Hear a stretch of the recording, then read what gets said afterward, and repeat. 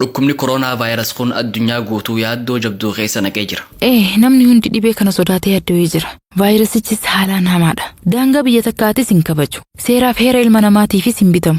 Akka barbaadetti addunyaa keessa burraaqutti jira. Dhukkubni kun hanga ammaatti namoota 85,000 ol qabee namoota 2,900 ol ammoo ajjeesee jira.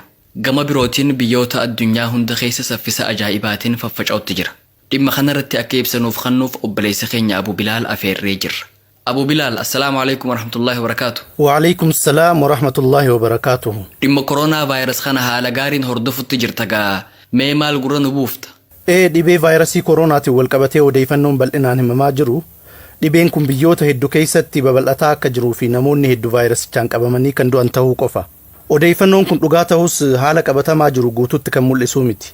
Fakkeenyaaf hanga Feebruaarii 28 bara 2020tti guutuu addunyaa keessatti namoota vaayirasichaan qabaman 84,152 jidduu 36,874 waldhaansi eega godhamee fi booda vaayirasicharraa bayyanatanii hospitaala ba'anii jiru.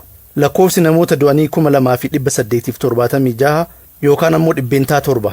Namoonni vaayirasichaan qabamanii hanga ammaatti hin fayyin ammoo 44,401 yoo ta'an namoota kanniin jidduu 36,306 yookaan ammoo 82 dhibee kanarraa bayyanataa kan jiran akka tahee fi namoonni 8,095 yookaan 18 qofti haala hamaa keessa akka jiran daataaleen dhaabbata fayyaa addunyaa WHO ni mul'isu.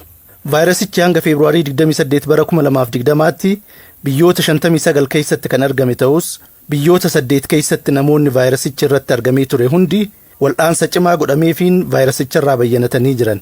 Filiipiins keessatti namoota vaayirasiin kun irratti argame 3 jidduu namoonni 2 kan fayyan yoo ta'u namni tokko ammoo du'ee jira. Kana jechuun biyya Filiipiin keessa yeroo ammaa namni vaayirasichaan qabamuu mirkanaa'ee waldhaansi kennamuuf hin jiru.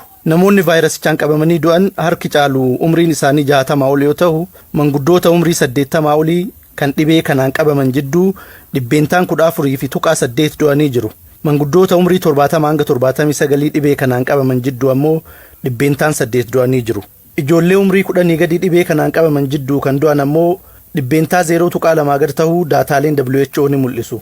Gama biraatiin ammoo dubartoota dhibee kanaan qabaman jidduu 1.7 kan du'an yoo ta'u warra dhiiraa dhibee kanaan qabaman jidduu ammoo 2.8 kan du'an ta'uu daataaleen ni mul'isu.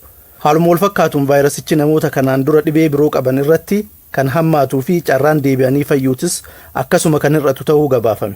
Keessumattuu namoota dhibee onnee kaardiyoovaaskular, dhibee sukkaaraa yookaan daayabeetis, dhibee sombaa, kaansarii fi kan kana fakkaatan qaban irratti kan hammaatu ta'us daataaleen WHO ni mul'isu. Walumaa galatti hanga ammaatti vaayirasichi biyyoota sirna fayyaa cimaa fi humna ittisaa hammayyaa qaban keessatti babal'atuu isaatiin akkasuma biyyoonni kunniin tarkaanfii hatattamaa fudhachuu isaaniitiin wal qabatee namoonni vaayirasichaan qabaman hedduun fayyanii jiru yookaan ammoo carraan fayyuu guddaa ta'uu ibsamaa jira. Haa ta'u malee biyyoota sirna fayyaa cimaa hin qabne keessatti yoo babal'ate dhukkubsattoota adda baasanii waldhaanuu fi ogeeyyota gahaa bobbaasuuf humna waan hin qabneef akkasuma dhiheessii dawaa fi hanqina manneen yaalaatiin wal qabatee rakkina isaa mudatuun gaagaamni hamaan uumamuu mala sodaan jedhu guddaadha. Hayya obboleessa keenya Abu Bilaal gabaasa nuuf dhiheessiteef galatoomi.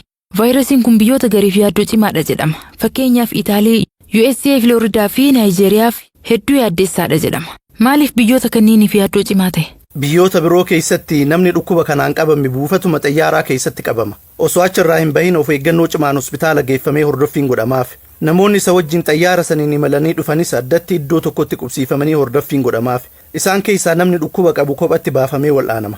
Namni qulqullummaan isaa mirkanaa'e immoo gadi dhiifama. Biyyoota ati amma maqaa dhoofte keessatti ammoo waan addaatti mudate. Fakkeenyaaf Ameerikaa kutaa Kaalifoorniyaa keessatti namtichi dhibee kanaan qabame tokko gara biyya tokkollee hin imalle. Walqunnamtiin inni biyyoota dhibee kana qaban waliin qabus hin jiru. Namuma Filooriidaa keessa jiraataa turetu qabame. Kanaafuu namni kun dhukkuba kana bakkarraa fideen beekamu jechaadha. Haareetti achiin ka'uu waliin naaree. Namni irraa fides hin beekamu. Haala kanaan namni dhibee kanaaf saaxilame haalaan hedduu ta'uu mala jechuu. Naayijeeriyaa keessatti ammoo namni lammii Xaaliyaan tokko buufata xiyyaaraa keessatti wayita qoratamu dhibee irraa bilisa ture. Booda eega gara magaalaa seenee oolee bubbulee booda dhukkubsatee hospitaala dhaqe. Achitti irra deebi'anii yoo qoratan dhukkuba kana keessaa argan. Namichi kun osoo hospitaala hin dhaqin nama hedduu wajjin wal argee jira. Kanaafuu dhibee hamaa kana nama hedduutti dabarsee jira jechuu. Dhaabbanni fayyaa addunyaa WHO'nis dhimmi Naayijeriyaa kun akkaan yaaddeessaa ta'uu dubbate. Biyya hedduutti dhibeen kun to'annoo jala jira. Fakkeenyaaf Chaayinaan kutaa Wuhan jedhamu guututti cuftee dhukkuba kana to'achuuf tattaaffii godhutti jirti. Kan Iraan ammoo daran yaaddeessaadha. Hooggantoota mootummaa ol'aanoo biras gahee jira.